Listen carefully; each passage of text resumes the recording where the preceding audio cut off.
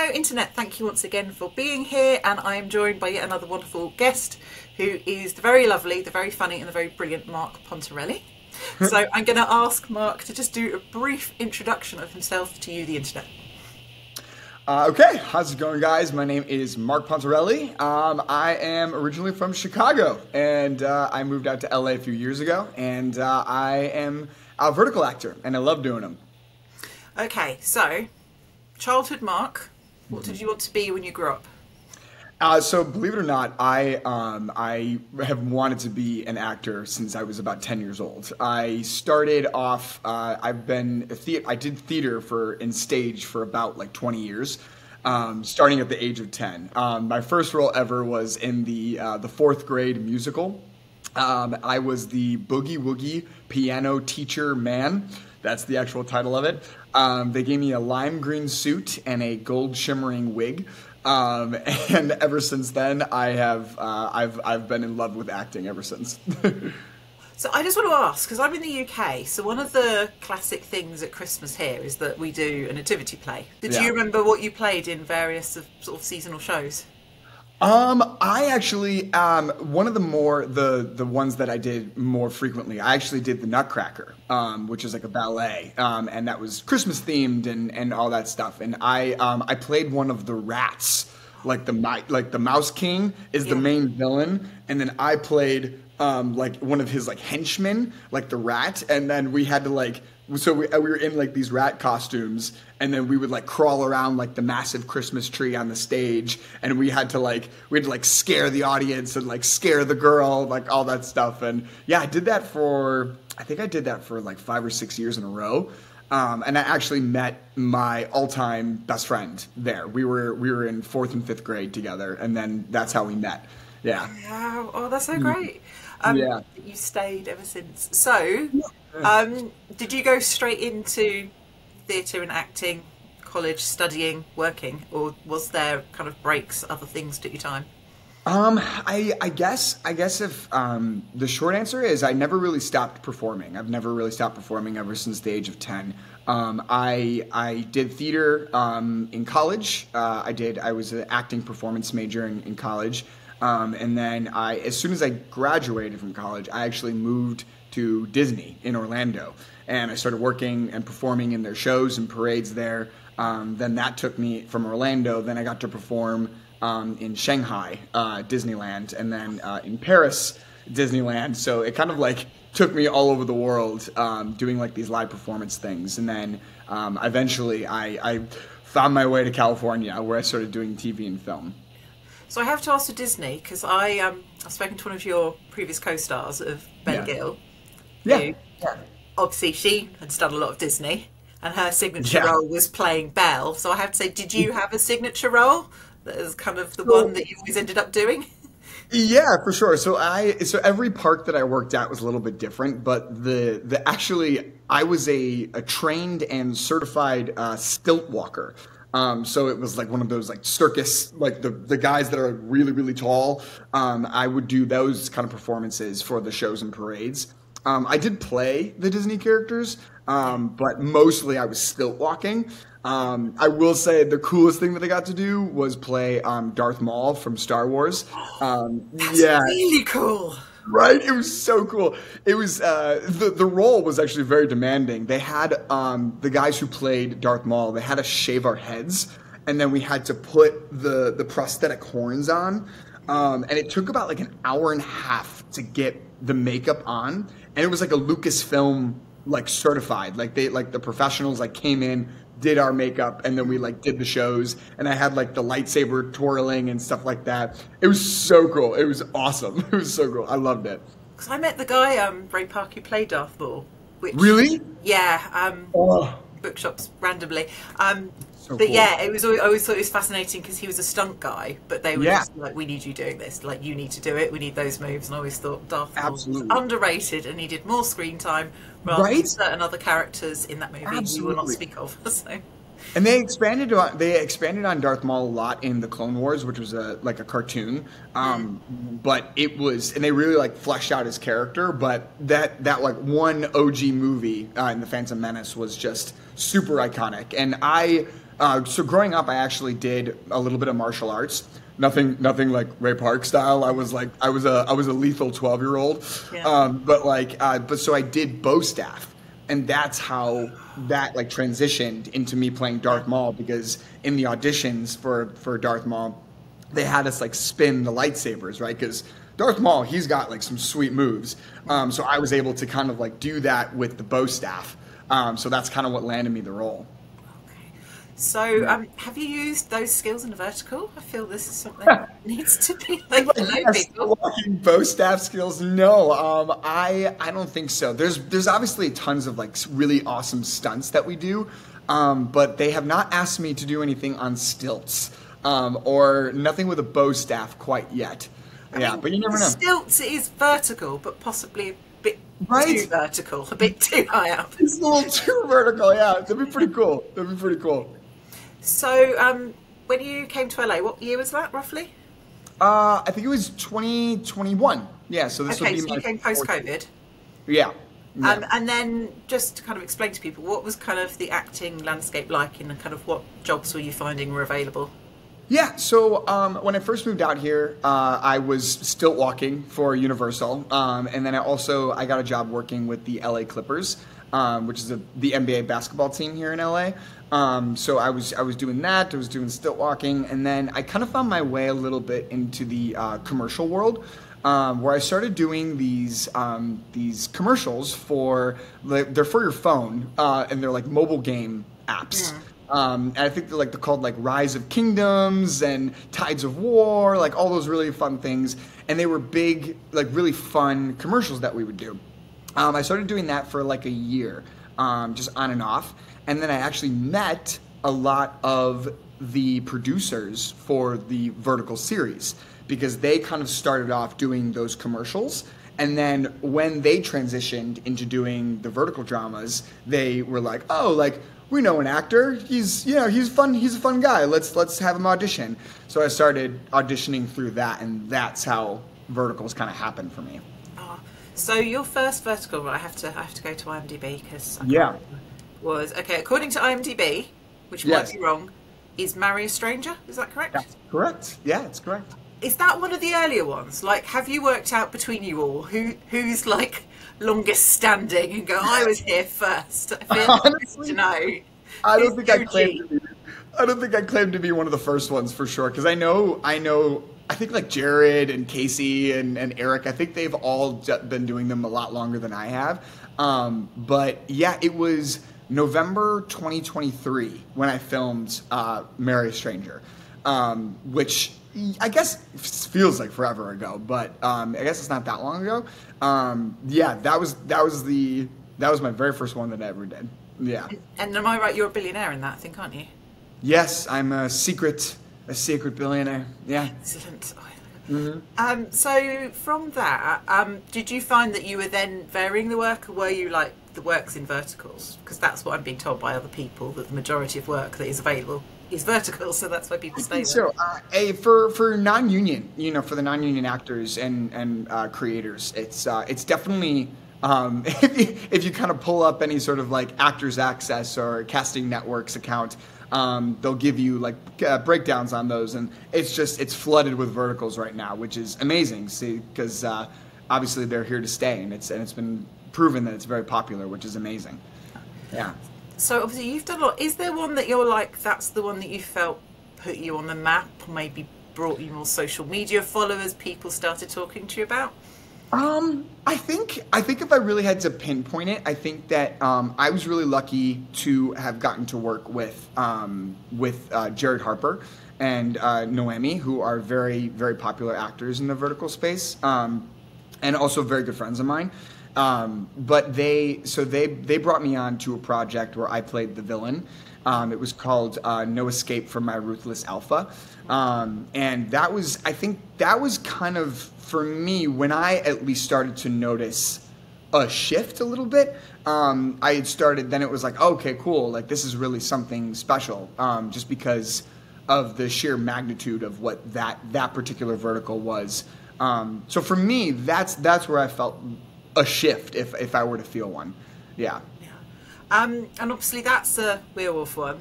And you've done a few werewolf ones. Like, how do you embrace that world? Because obviously it's quite unique, and it is quite different to like the other portrayals of werewolves we've had in the past. You know, like Teen Wolf, American Werewolf in London. Yeah. It's a very bad werewolf world.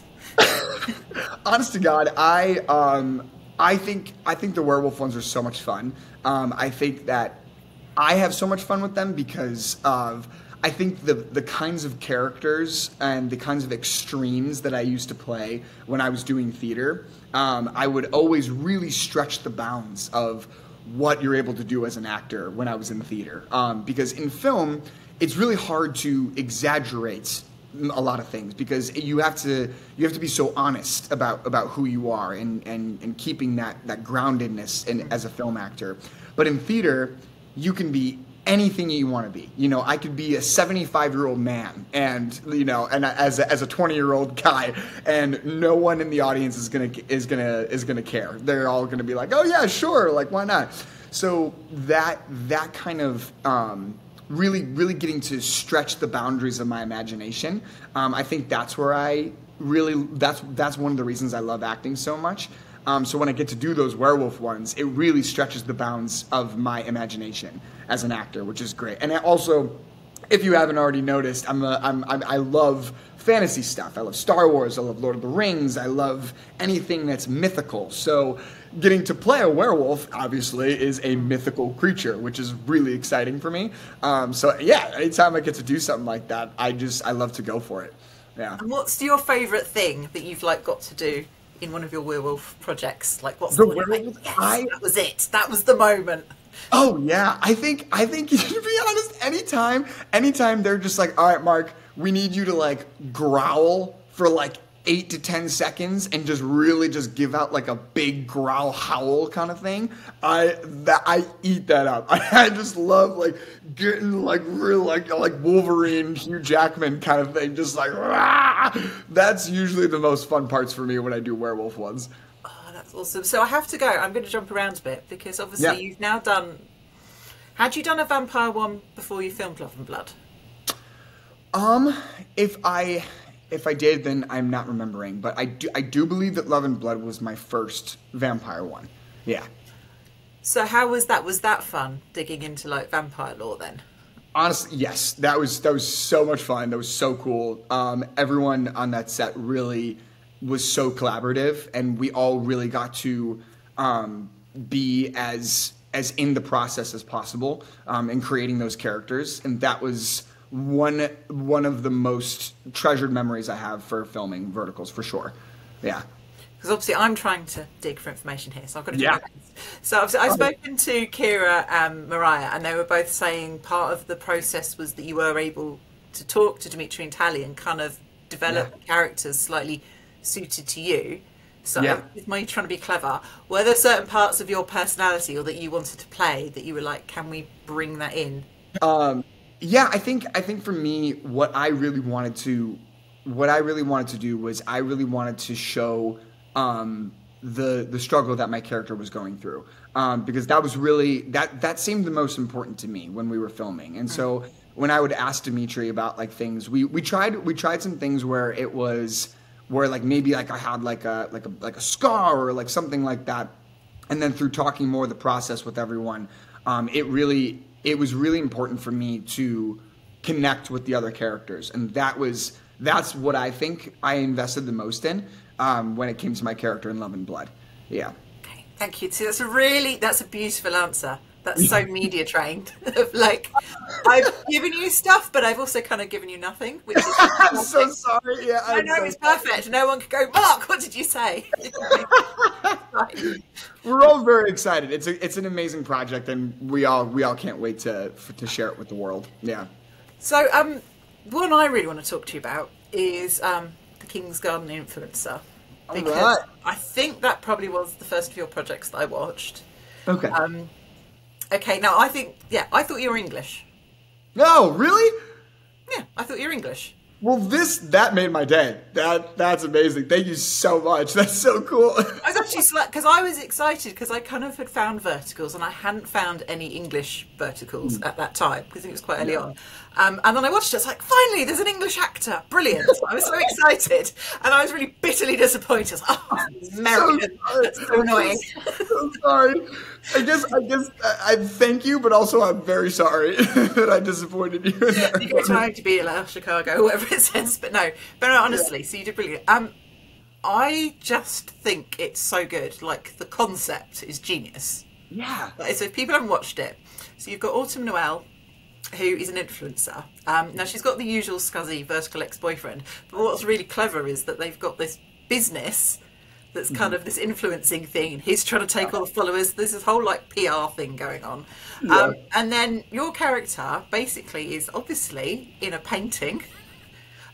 We try not to think about the history, because I have a slight moment, because I am a history graduate, and I go, gets out of the painting in full armour and basically comes to life. And then we have the whole genius of the fish out of water comedy, time traveller in modern times, which I need to ask you about particularly.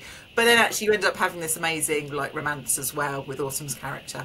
And then you've got the brilliant ending, because you're like, oh, where can this go? Like, how's this going to end? Because surely he's got to go back. So right. The fish out of water stuff, like, how much of that was scripted and how much was you just going for it? So, to be honest, actually, a lot of it was very scripted. It was, I would say, most of what we did was scripted. We did all that. There was a handful of times where the director was just like, "Hey, let's just go for it. Let's just see like what goes." And we really did just have so much fun with it. I think that was such a fun vertical to shoot. Because we were all so on board with like what the premise is and what the story was. So I think all of us were so invested in these characters, and it was so much fun to be able to tell that kind of like fish out of water story, while also, in our opinion, sticking to the formula of verticals, which was really just a double whammy, which was awesome. Yeah. How was it wearing the armor? So the armor was ordered, and they put it on me, and I was like, this is the coolest thing I've ever done. Like I feel more like a bad boy than I've ever felt in my life. This was so freaking cool. It wasn't until about like the 6th or 7th hour of having this armor on when we're shooting where I'm like, I'm wearing armor and I'm exhausted. Like, I'm just like, this is a lot. This is a long time to be wearing this kind of armor. It was so cool though. I wouldn't trade it for the world though. It was amazing. Because one of the other things I love about that is that it shows that you can balance comedy and romance, because I think sometimes people think there's a trade-off, but I would say it's like one of the best love stories in a vertical as well. Oh, thank you. Yeah. Do you have kind of any sort of fond memories of that, or kind of just like, basically I want extra stories, I want behind the scene details. What can you share with me from that one, because I love it so much?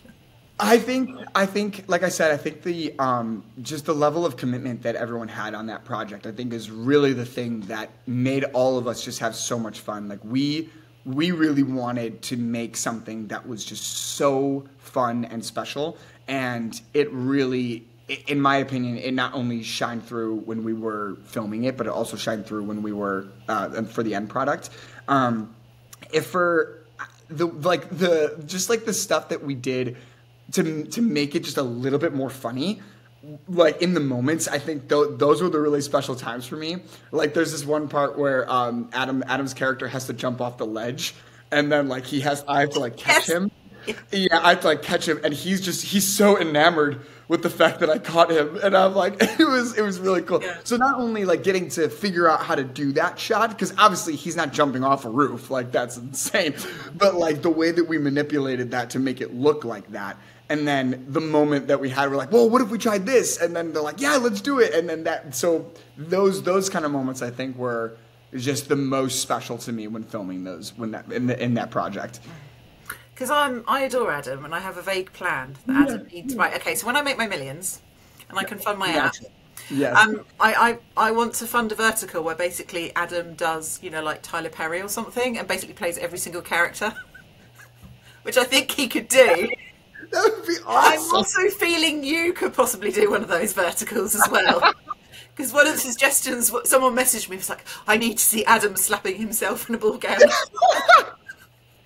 So I'm like, I feel there's an option here for you long term. Maybe this is absolutely. Just name the time and place, and I'm there. I'm absolutely there. That sounds like so much fun. I was actually thinking about making like a compilation of like every time like someone's been slapped, or like just like yeah, something like that, just to keep it light. Yeah. Yeah. So on more recent ones, I need to ask you about her 3 alphas. Yeah. Because I think that must have one of the most famous Instagram photos of yourself, Jeff and Mark, all in that bed. I mean, I kind of feel that like someone thought of that image and then wrote an entire vertical just so they could make that happen. Is that correct, or is that me just like... I think it was one of those things that was like, it was in the script. And then I think that we didn't realize how funny it was until all 3 of us grown men got into the bed, and then we're like all spooning each other. And then it had to be like in that moment, because naturally what made it even more funny was the fact that when you're shooting a vertical, it's really hard to get coverage on a lot of different characters, because in a normal horizontal film, you have so much space. But in a vertical, you have only limited amount of space. So you have to cram like the characters on top of each other. Like a lot of times, like me and Jeff will be talking, and we're like this close to each other, right? So when we have that moment of in the bed, like there's no real room in order to get the shot that we want. We have to be like sandwiched on top of each other, which only made it more funny and more entertaining. And all of us were just that was such a great moment for sure. And I have to ask, because you have, I mean, you wear some good stuff. Obviously, we talked about the armor. Your fashion choices in that are unique, shall we say? Yes. I want to know, like, how much input did you get with like the hat and the purple? Did that come from the stylist? Because it's brilliant and it's mad and it's memorable. That was all the stylists. That was all the creatives. That was I unfortunately don't have those kinds of costumes laying around my apartment, but I do have the painting of me and Henry, by the way. Yeah, I have That's it. so cool. I suppose who else wants it, you can have it. It's a lot bigger than what my apartment can withhold, so I have to find a good place for it. But so for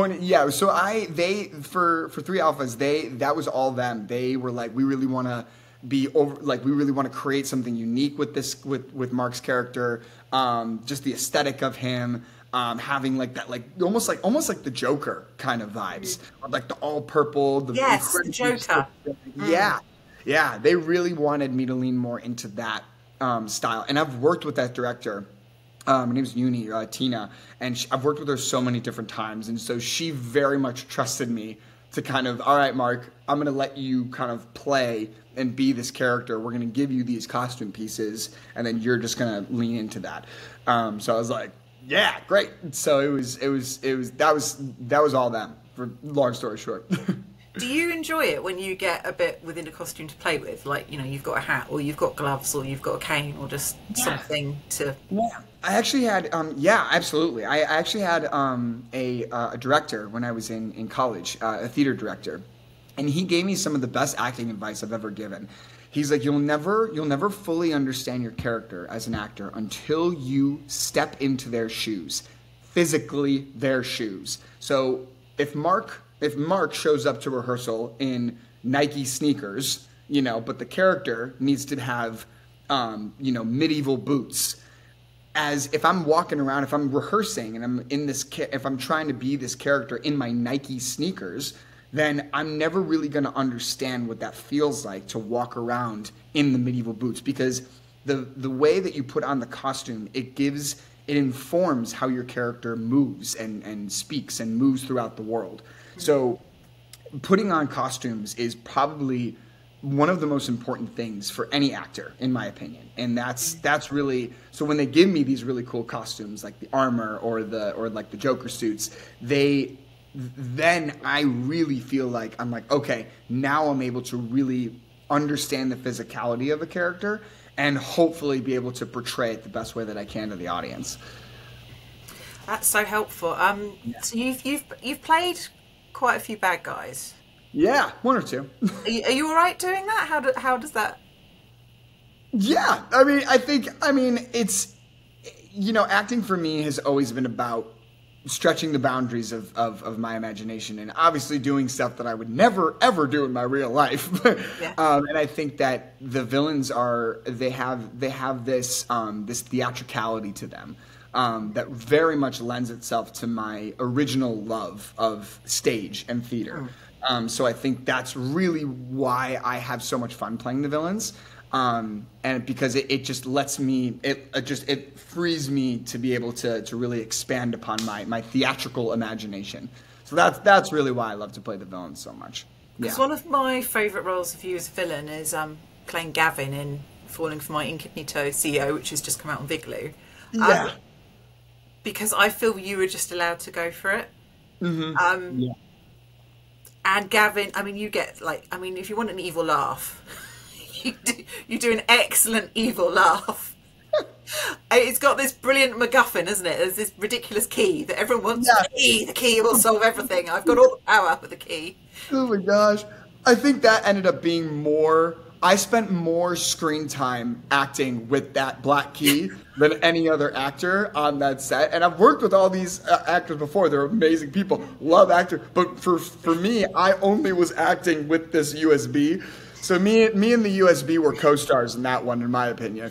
I think the Incognito was so much fun. And again, that was another one of those things where they really just trusted me to try to play and amp up that comedic villain archetype, and it was so much fun. It was so much fun to play.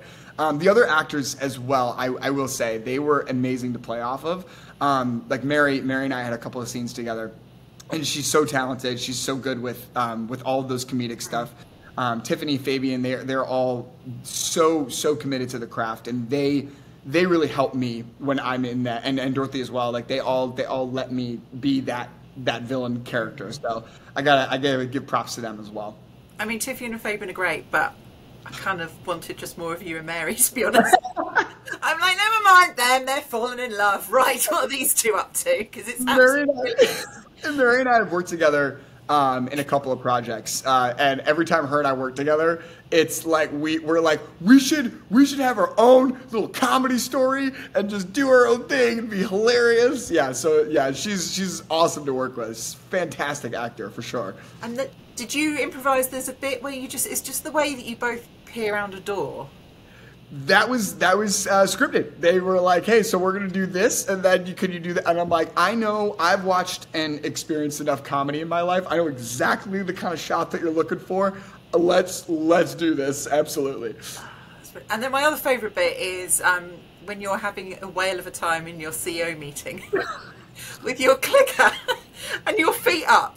And I having run I run my own business. I wish I had that power and I could just sit there and go, "Oh, it's me again." I mean, you win everything by 51%, so I'm presuming you've rigged it all.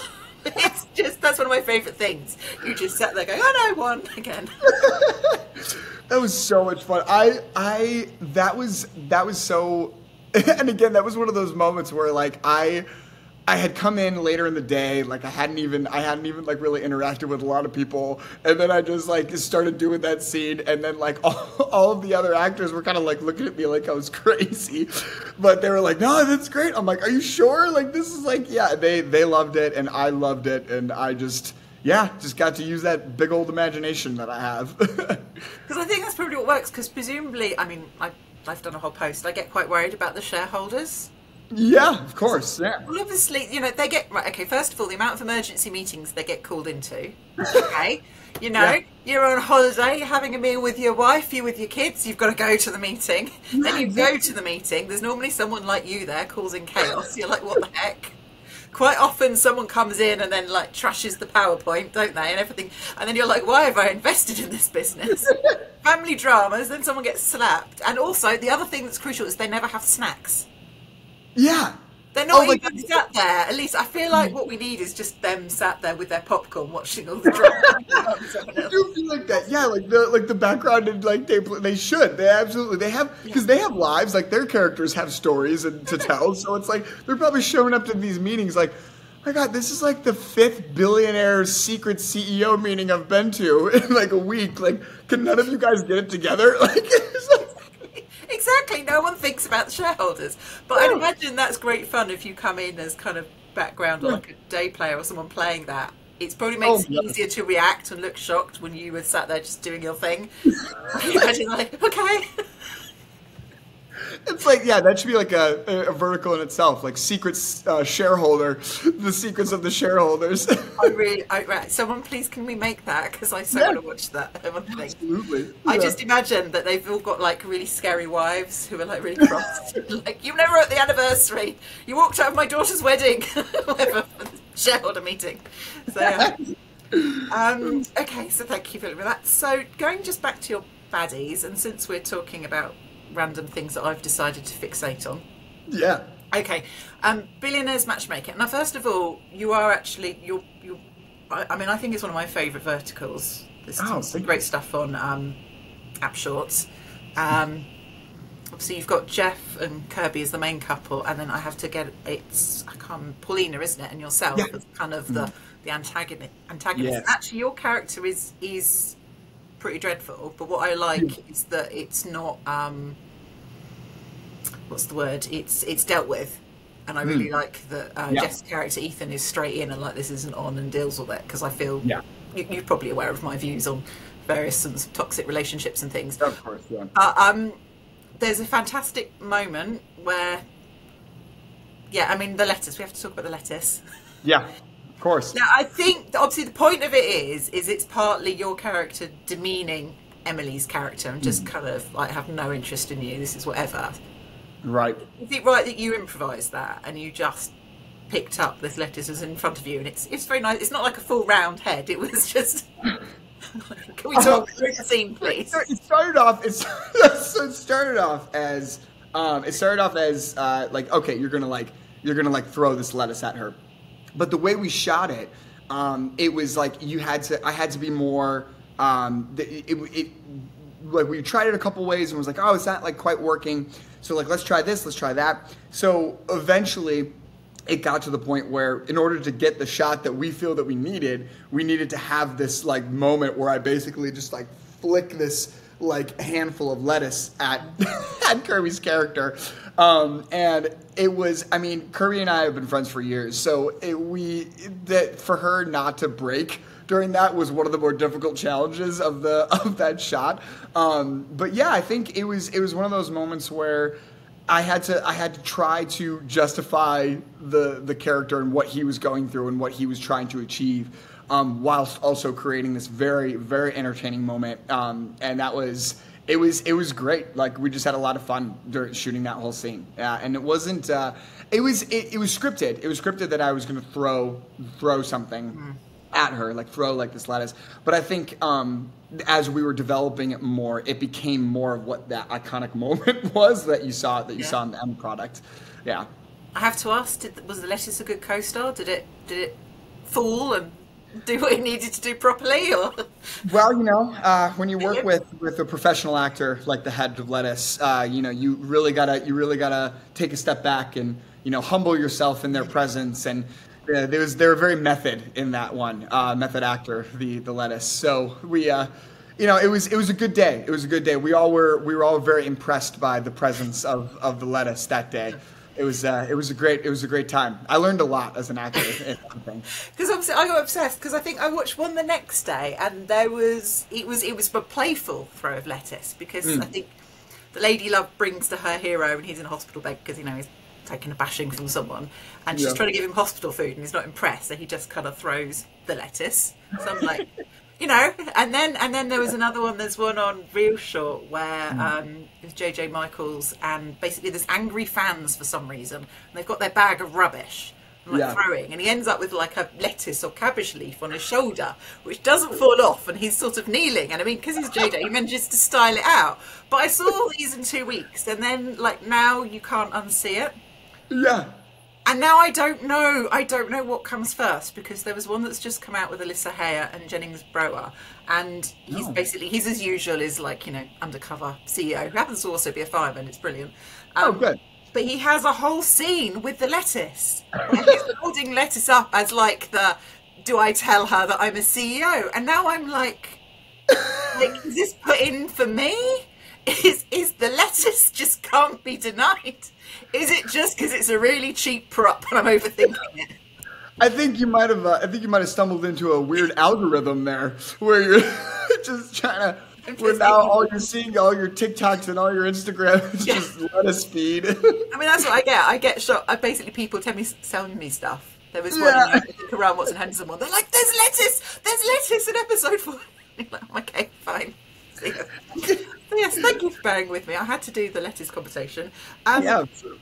So just talking about future stuff coming up, I wanted to ask you about, you've just posted, and it looks awesome because it's called Don't Slap It, Spin It. You get to do sport. Can we talk about sports and tennis and how that was? Of course. So that was such a fun shoot. We really got to like really play with our characters and really like and also like the tennis aspect of it. So full disclosure, I've never played tennis before. I've played like with my friends maybe once, but I've never played professionally, or I've never played like in like a league or anything like that. So getting to kind of like learn and step onto the court and figure out how to do like the hits and things like that, that was really entertaining. Again, that cast that we had, which is also Tiffany and Mary is also in that as well. We really just had an amazing time, and it was really, really great. So yeah, I'm very excited for you guys to see it. It's good. It's one that I've been looking forward to for a long time. So yeah. Okay, so I have to run through some key vertical tropes now. Have you done a swimming pool rescue or a swimming pool push? Swimming pool rescue. No, I have not. When I was a villain, I've been the reason why someone gets into a pool. But I have not rescued someone from a pool. Yeah. Would you like to do that? Is that like on your vert checklist? Sure. I think, I think so. Why not? I like swimming. Okay, excellent. What, as a kind of a villain, is like, do you reckon one of the worst things you've done? The worst, I mean, unfortunately, anytime that I have to be physically aggressive, like smacking people, smacking women, that's usually something that I never enjoy doing that. Yeah. But that's probably my least favorite thing I have to do. And then also, conversely with the villains, are there any that you're like, they're kind of redeemable? That's actually the tricky line that I always usually play with villains. My job as an actor is to not judge the character that I'm playing. So when I play these villains, the thing that I kind of have to wrap my head around is like why this person has a real justification inside of themselves of why they're doing this. And so whether that's the right thing to do is usually never the case, but they feel so justified in their actions that they feel they can't help but be this way or act this way. So that's usually, so I try to create that like story in my head for the villain roles. And I think you know what? I think Gavin's got to have a redeemable arc. You know, maybe he goes to some white collar prison and then he comes back and then now he's like a changed man. He's done some networking. He thinks that he's like, now maybe he's got his own company like Gavin Corp or something like that. So yeah, I think Gavin's the one who's got to make a comeback. Yeah. Yeah, I think that's fair enough. We need the Gavin America. Well, so you filmed in a few places. You filmed in Mexico, obviously, for Love and Blood, and I know you also filmed in the UK. How was that? I think it's a miracle when any movie is made, because there's so many minds and people that have to go into making this, and for all of those collective puzzle pieces to come together, it literally takes a village or a city or a country. Like it takes so many things to go right in order for just one movie to be made. And so the fact that, we're shelling these verticals out as fast as we do it's even more of a testament to the work ethic of everyone else on set. But yeah, I've loved every single location that I've worked with. I think that it's, who doesn't love to get to travel and to explore other places outside of their home? And I think that I've been very, very fortunate to go to some really, really cool places. So yeah. So I have to ask about the one in the UK. Obviously, you were lead character in that, so you're pretty much on the screen all the time. Did you actually get time to just have a little look around London, or where you're like, I'm in the UK, but I wouldn't really know it because I'm working? Yeah, unfortunately, no. There was we had a strict time frame for shooting that project, and coincidentally, I was cast in Love and Blood. It was like 2 days after I shot that in the UK. So I went from filming that project in the UK. And then as soon as we wrapped, the next day I got on, I think it was like almost like within like a 6-hour time frame, I got on a plane, flew to Mexico, started filming Love and Blood. So I unfortunately I didn't get to explore London as much as I would have wanted to. I've been there before, which is great, so I've gotten to see it. But there's always next time. Because I was kind of talked to people. I think I talked to Kelsey and Grace when they were talking about when they were filming in Turkey with Eric, and saying actually thankfully they all got it, but they had more downtime just because obviously Eric was in everything, and they got a bit more like, we can actually go off and enjoy being in Turkey a little bit more. So that's kind of the thing, isn't it? Almost as the lead, you've got so little time because you're in pretty much every scene. Yeah, and I try to, like, if the time allows it, then maybe after I wrap or before I start filming, then maybe there can be time. But yeah, every project's different, so I'll get to explore more of the world, I'm sure, soon enough. So talking about like stuff going forwards, how do you feel like the vertical industry's changed, and where do you think it's going? That's I thought I'd go big. Yeah, that's. I mean, isn't that the $1 million question? I think that everyone is so interested to see where this goes. I think for me, I've been so enamored of how rapidly this is all like taken off, and just like where it started from and where it is now in such a short amount of time. I think that what's really, really great is I'm seeing so many amazing collaborators that are trying to stretch the bounds of the storytelling and the way that the verticals are, like the scripts that we receive and the stories that we tell. I'm seeing a lot more advocation for like stronger female characters and things like that, and just really, really important contributing factors to that kind of thing. So I think I'm very excited for where that's going. I think that, like anything else, I think good things take time, and I think that I feel an eagerness to want to really stretch the bounds of that, and I really hope that in good time that things will be even more collaborative and we'll have even better stories to tell and even more amazing things that we're able to do. And I personally, if I were to be totally honest, if you haven't already told, I love comedy, and I love everything that has to do with comedy. I come from a very lighthearted and fun family, and so we're basically just a bunch of goofballs. So growing up in a very fun and like lighthearted environment is just kind of in my nature. So when I became an actor, I really lended myself towards just genuinely entertaining people and making sure that everyone was having fun and everyone was, for lack of a better word, entertained. So that's the reason why I love acting so much. And I think that comedy can be such an amazing tool to entertain people and to get people to escape from whatever they want. And I think that's why I love comedy so much, is just entertaining the masses and whatever that means. And I know there's been so many great verticals that have comedy in them, and I've been so appreciative of that. But I think that who doesn't love comedy? So let's just keep making more of those. But yeah, but you never know.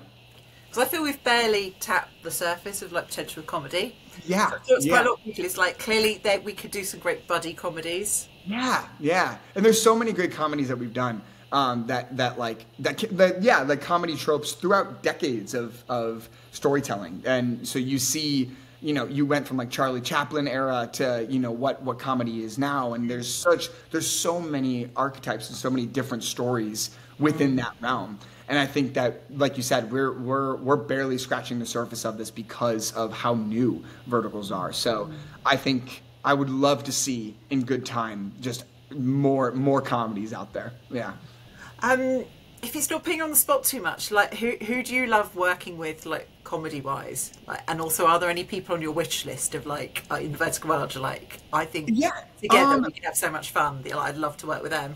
Yeah, so I think comedy wise, Jeff Violet is one of the funniest people that I've ever worked with, and he's so good at playing like the stoic CEO. But Billionaire Matchmaker, when we did that, watching him even get to really stretch his comedy muscles a little bit, I was like, he is so funny and absolutely hilarious. So I would love to do more comedies with him, absolutely. Mary I've worked with a bunch of times, and she is just so funny. So I would that would be like a dream trio cast of me, Mary, and Jeff for sure. Absolutely, yeah.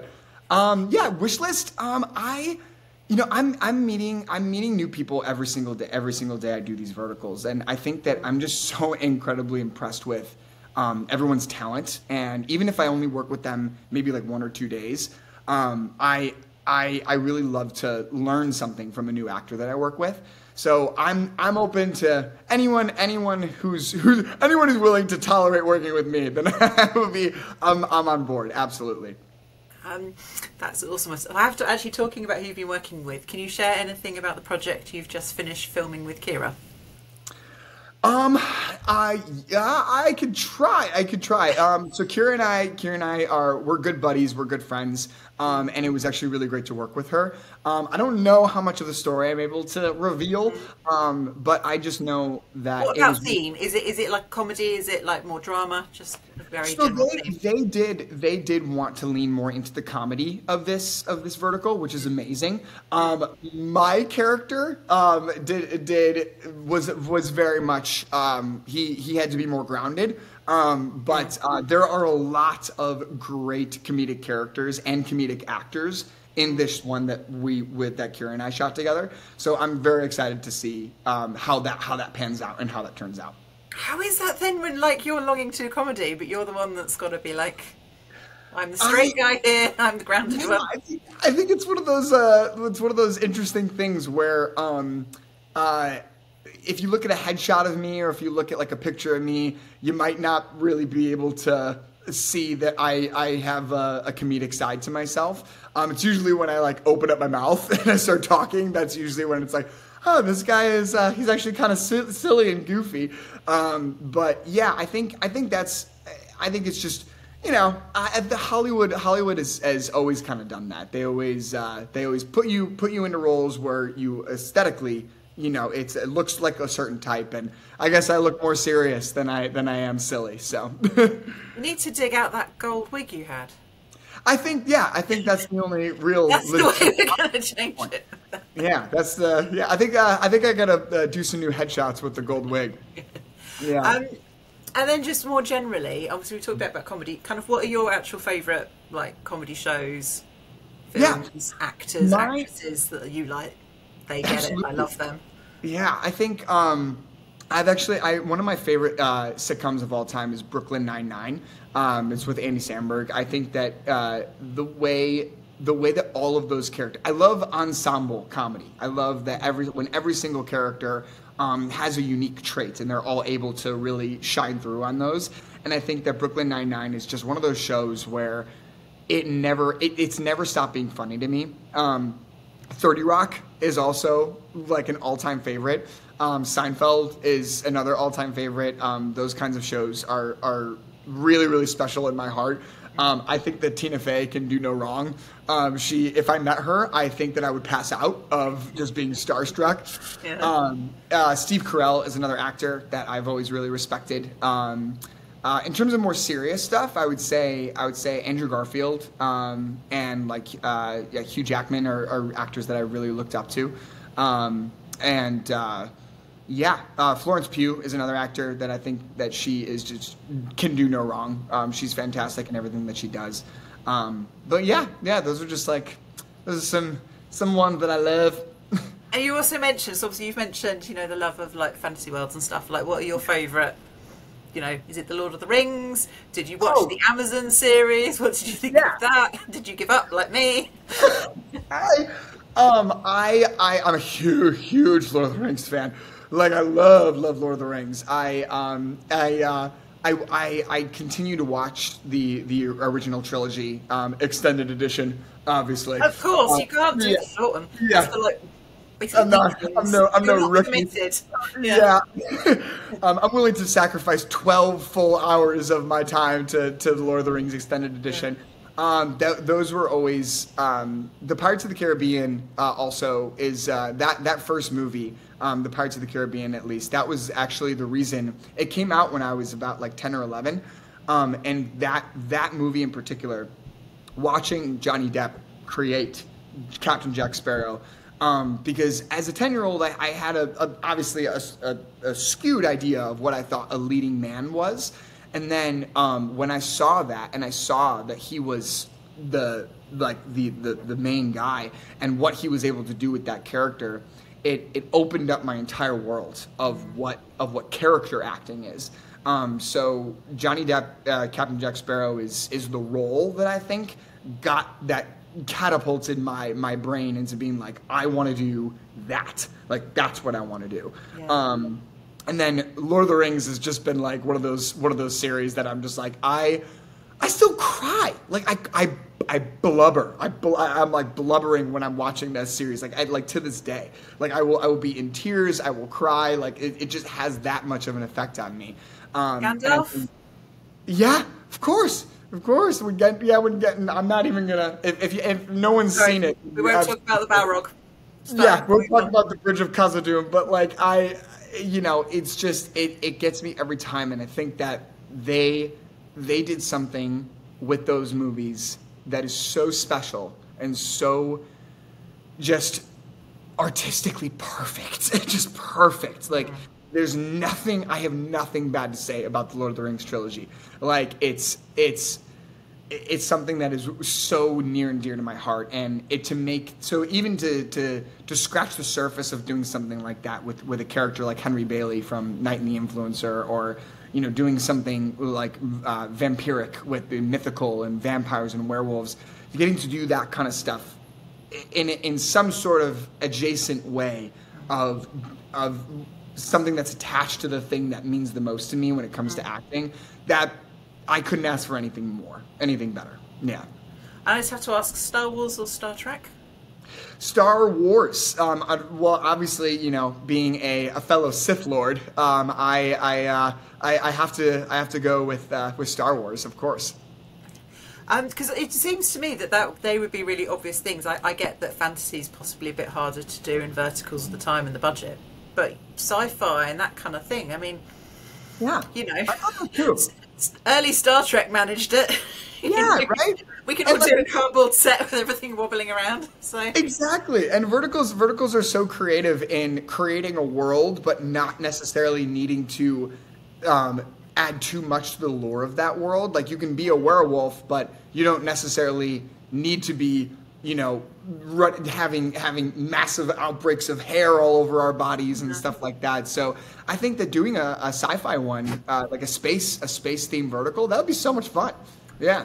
Yeah, I just think we need more of that concept. There's a really good one that Mariah Mossin was in, which just had a really simple idea, but just her character could see numbers above everyone's head, so she could see how much longer they had to live. So simple. It was so brilliant. And I love her character as well, because it's brilliant, because she can see like the annoying villainess.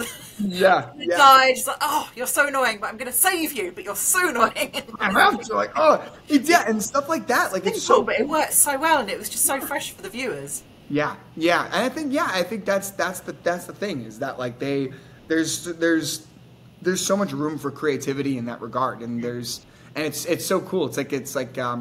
It's kind of like it's really exciting, because it's like when you have a puppy or when you have a child, and it's like you're so interested to see what the adult version of this thing is going to be, and like how it's going to be. And that's kind of how I feel about verticals. Like it's in such an infant kind of puppy stage of its life, and we don't know what it's going to look like and how it's going to turn out, and it's going to be really exciting to see what that is. Yeah. And I just want to end with the pitch for Pirate Verticals, because we all know that kind of, I love it. Someone clearly found a plane, was like, we can film on a plane. So now we've had the run of verticals of, we shall make the male leader captain, because doesn't he look good in his aviators and his suit? And so we've had the run of that. My secret pirate captain CEO. All we need is a boat somewhere. Yeah. We just need one boat that everyone can film on, and you would be the obvious person. Oh, that I would be so happy if I got to do a pirate vertical. Like pirates, sign me up. Like I love pirates. Everything that has to be that swashbuckling adventure, like sign me up. It's perfect. It's high stakes. It's fast paced. You can go totally over the top with it. Yeah. And just you can have a great love story as you do in the original Pirates of the Caribbean. It's like you can do it all. Exactly, and I think that's the cool thing about that genre of like pirates is that like you root for them to be kind of like, you know, jaded and different and like rugged, and they don't need to be like picture perfect. And I love that kind of stuff. I love that, like the anti-heroes and like the flawed Captain Jack Sparrow archetypes. I think those are so much fun. So that's what we need to happen. Okay, so we're just going to put this out on the internet, the world. Now we've said it will happen. We need a pirate vertical starring. Yeah. I had surgery on my eye recently, and I had to wear an eye patch. So I'm already halfway there. Yeah. You need to add that to the V. Can act and move around a set safely whilst wearing an eye patch. Write that in my resume. Yeah. I just want to say thank you so much, because you've been an absolute superstar and shared loads of stories with us. This was really good. I really appreciate you taking the time, and everything that you do is incredible. So thank you so much. Thank you.